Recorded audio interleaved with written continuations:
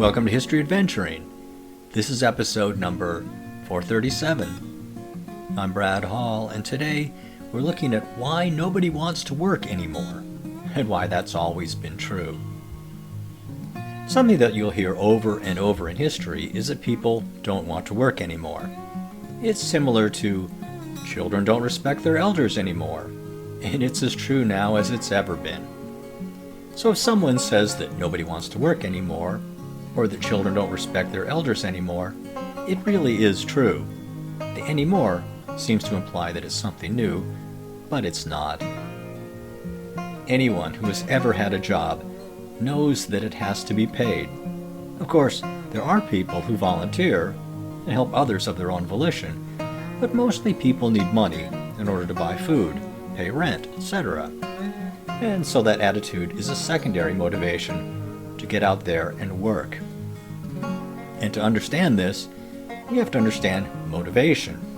And it's the same motivation that teaches kids to show some respect for their elders. There's a reward. I'm an old marketing guy, and I learned a long time ago that it's important to look at what people want, not what you're trying to sell them. That is, when people go into a hardware store, they really don't want a drill. They want holes in the wall. If you can wrap your head around this concept, you're understanding point of view motivation.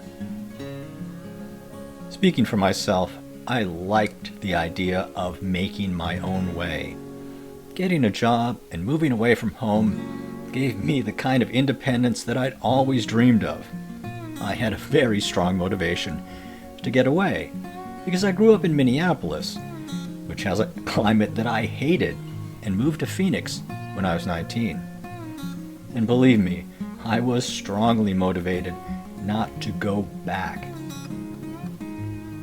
All of my life, I've met people who don't want to work. Most people, in fact. These people dream of a day when they can retire or play the lottery in hopes of being able to quit their job. I was fortunate in that I enjoyed the work that I did, which was graphic design, and I still do, but I got to admit, the sound of an alarm in the morning wasn't pleasant, nor was driving in rush hour traffic.